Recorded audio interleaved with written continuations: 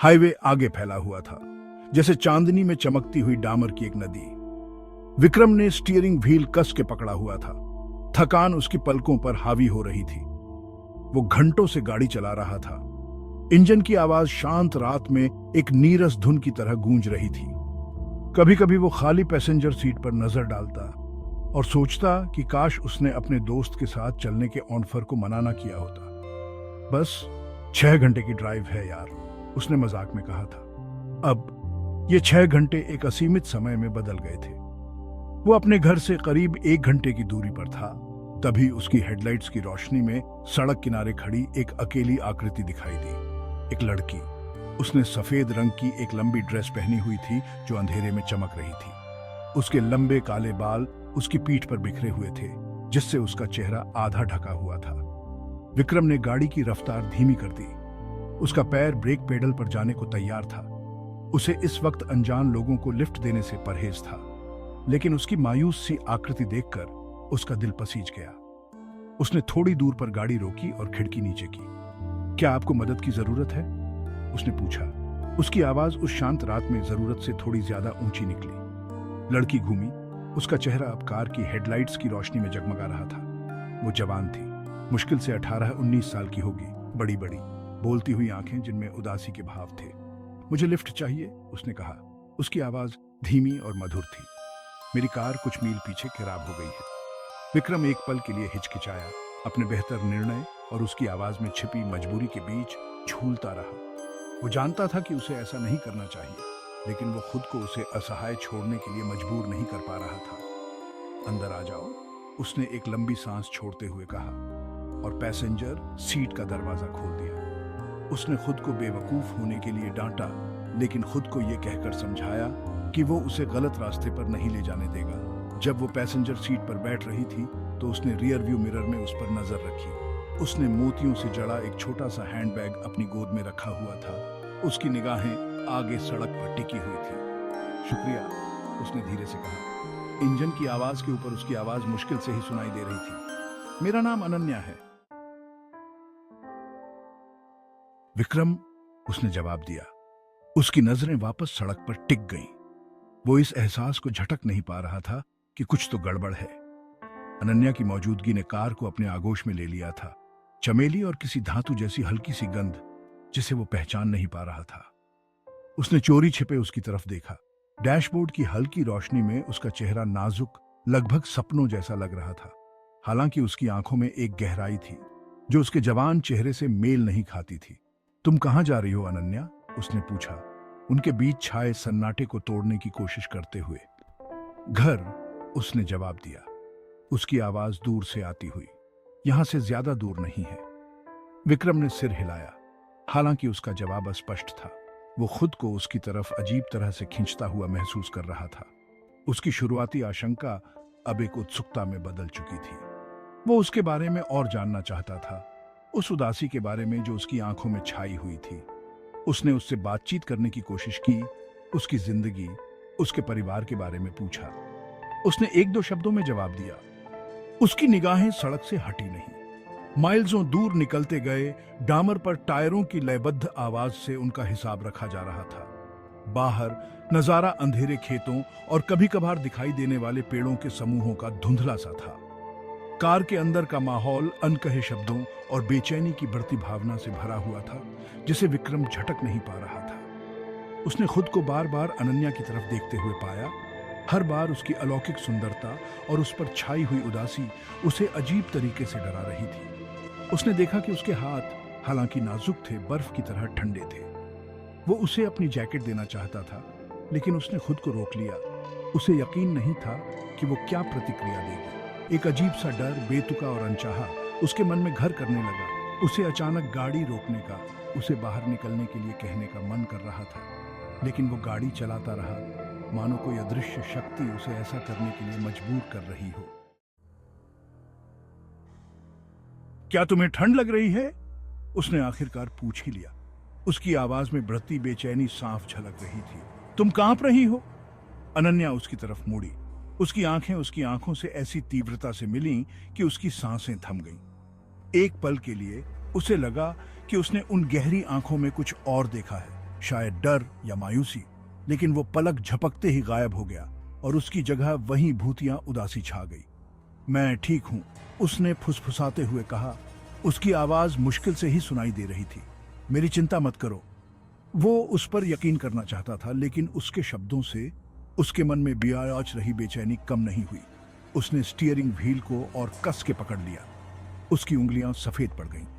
उसने अपनी रियर की हड्डी में एक सिहरन महसूस की और इसका ठंडी रात की हवा से कोई लेना देना नहीं था। उसने अपनी खिड़की ऊपर कर ली, मानो उस सन्नाटे को रोकना चाहता हो जो अब दम घोंटने लगा था। अनन्या मुड़ गई। उसकी निगाहें एक बार फिर आगे सड़क पर टिक गईं। वो धीरे धीरे गुनगुना रही थी, एक भूतिया धुन जो विक्रम की रीढ़ की हड्डी में सिहरन भेज रही थी। वो शब्दों को समझ नहीं पा रहा था, लेकिन ऐसा लग रहा था कि वो किसी नुकसान की, किसी ऐसे गम की बात कर रहे हैं जो इतना गहरा था कि वो सांस लेने वाली हवा में भी गूंज रहा था। वो उससे गाने के बारे में, उस उदासी के बारे में पूछना चाहता था जो कफन की तरह उस पर छाई हुई थी, लेकिन शब्द उसके मुंह से नहीं निकल रहे थे। वो आगे बढ़ता रहा। उसका पैर एक्सीलेटर पर भारी था। वो बस घर पहुंचना चाहता था, उस बेचैनी से मुक्त होना चाहता था जिसने उसके मन में घर कर लिया था। उसने डैशबोर्ड पर लगी घड़ी पर नजर डाली। लगभग आधी रात हो चुकी थी।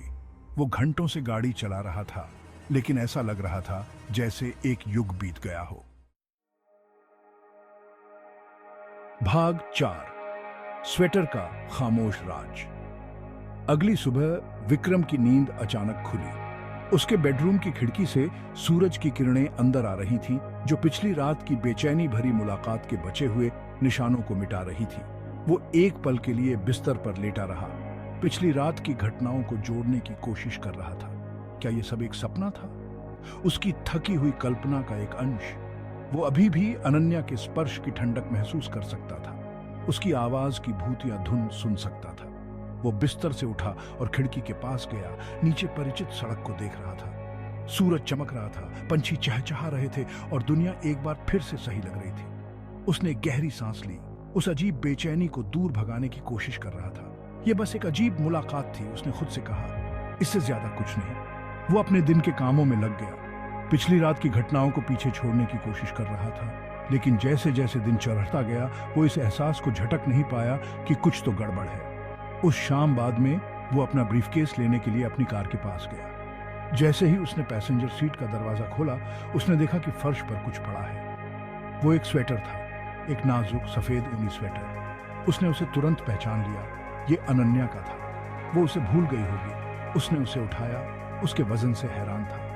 ये छूने में अजीब तरह से ठंडा था, मानो इसे बर्फ में रखा गया हो। उसने उसे अपने चेहरे के करीब लाया। चमेली की हल्की गंध और कुछ धातु जैसा, खून जैसा सूंघने की कोशिश कर रहा था। उसने स्वेटर को ऐसे गिरा दिया जैसे वो आग में जल रहा हो। उसके ऊपर मतली की लहर दौड़ गई। वो लड़खड़ाते हुए पीछे हटा। उसका दिल तेजी से धड़क रहा था। वो इसे समझा नहीं सकता था, लेकिन वो जानता था, एक ऐसे यकीन के साथ जिसने उसे हिलाकर रख दिया था, कि कुछ बहुत गलत था। उसे अनन्या को ढूंढना था, स्वेटर लौटाना था। उसे जानना था कि वो ठीक है। भाग 5, मुलाकात और रहस्य उद्घाटन। उसने अपने दिमाग के किसी भी कोने में उसके ठिकाने का कोई भी सुराग ढूंढने की कोशिश की। उसने बताया था कि उसका घर उस जगह से ज्यादा दूर नहीं है जहां से उसने उसे लिफ्ट दी थी। उसे धुंधला सा याद था कि उसने उसे छोड़ने से कुछ मील पहले एक छोटे से विलेज को पार किया था। तात्कालिकता की भावना के साथ वो अपनी कार में बैठ गया और चल पड़ा। वो विलेज से गुजरा। उसकी आंखें घरों को, उन लोगों के चेहरों को देख रही थीं जिनसे वो गुजरता था।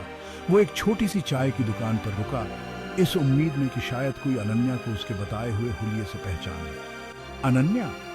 बुजुर्ग दुकानदार ने उसकी बात दोहराई। उसके माथे पर सोच की लकीरें उभर आईं।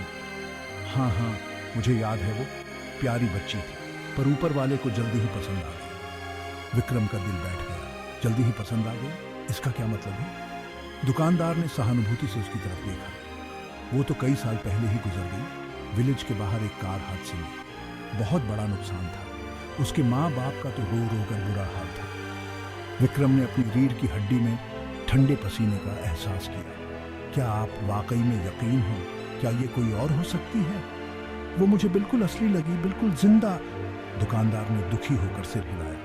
इस पूरे इलाके में बस एक ही अनन्या है बेटा, और वो तो कई सालों से नहीं रही। उसने एक संकरी गली की तरफ इशारा किया। उसके माँ बाप अभी भी सड़क के आखिर में पुराने घर में रहते हैं। अगर तुम्हें मेरी बात पर यकीन नहीं है तो खुद ही उनसे पूछ लो। कांपते हाथों से विक्रम उस पते पर चला गया जो दुकानदार ने उसे दिया था। घर पुराना और जर्जर था, जिसका पेंट उखड़ रहा था और बगीचा सूखा पड़ा था। उसने कार पार्क की और टूटी हुई पगडंडी पर चल पड़ा। हर कदम डर से भारी था। उसने दरवाजा खटखटाया। उसका दिल तेजी से धड़क रहा था। एक पल बाद दरवाजा एक कर्कश आवाज के साथ खुला, जिससे एक कमजोर बुजुर्ग महिला दिखाई दी। भाग 6, खौफनाक एहसास। हाँ, उसने पूछा। उसकी आवाज कमजोर और थकी हुई थी। मैं अनन्या से मिलने आया हूं, विक्रम ने हकलाते हुए कहा। उसके गले में शब्द अटक गए। मुझे लगता है कि वो ये कल रात मेरी कार में भूल गई थी। उसने सफेद ऊनी स्वेटर ऊपर उठाया। उसका हाथ कांप रहा था। स्वेटर को देखते ही महिला की आंखें चौड़ी हो गईं। ये तुम्हें कहां से मिला? उसने फुसफुसाते हुए पूछा। उसकी आवाज कांप रही थी। वो कल रात मेरी कार में थी, विक्रम ने कहा। शब्द उसके गले में अटक गए। मैंने उसे लिफ्ट दी थी। उसने कहा था कि उसकी कार खराब हो गई है। महिला की आंखें आंसुओं से भर गईं। ये नामुमकिन है, उसने फुसफुसाते हुए कहा। उसकी आवाज टूट रही थी। अनन्या तो 5 साल पहले ही गुजर चुकी है। उसकी मौत एक कार हादसे में हो गई थी, ठीक उसके पिता की तरह। विक्रम को लगा जैसे किसी ने उसके दिल को बर्फ से जकड़ लिया हो। वो लड़खड़ाकर पीछे हट गया। उसका दिमाग घूम रहा था। उसने स्वेटर से महिला के आंसुओं से सने चेहरे की तरफ देखा। उसका दिमाग इस असंभव स्थिति को समझने की कोशिश कर रहा था। उसने उसे देखा था, उससे बात की थी, उसके स्पर्श की ठंडक महसूस की थी। उसने तो उसे उस भूतिया धुन को गुनगुनाते हुए भी सुना था। ये उसी का है, महिला ने कहा।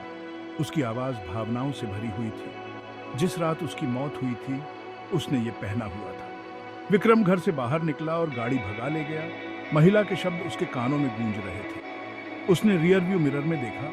उसे उम्मीद थी कि वो अनन्या को पीछे की सीट पर बैठा हुआ देखेगा। उसकी उदास आंखें उसे घूर रही होंगी, लेकिन वहां कुछ भी नहीं था। बस खाली सड़क उसके पीछे तक फैली हुई थी। वो तब तक गाड़ी चलाता रहा जब तक सूरज डूबने नहीं लगा, जिससे आसमान नारंगी और बैंगनी रंग में रंग गया। लेकिन डूबते सूरज की सुंदरता भी उसके अंदर घर कर चुकी उस ठंडक को कम नहीं कर पाई। वो जानता था, एक ऐसे यकीन के साथ जो तर्क से परे था, कि उस रात उसका सामना किसी ऐसी चीज से हुआ था जिसे समझाया नहीं जा सकता था। कुछ ऐसा जिसने इस दुनिया और उस दुनिया के बीच की सीमा को पार कर लिया था। और जैसे ही वो गाड़ी चला रहा था, वो इस एहसास को झटक नहीं पा रहा था कि अनन्या अभी भी उसके साथ है। उसकी मौजूदगी हवा में एक ठंडी फुहार की तरह, अंधेरे में एक फुसफुसाहट की तरह थी।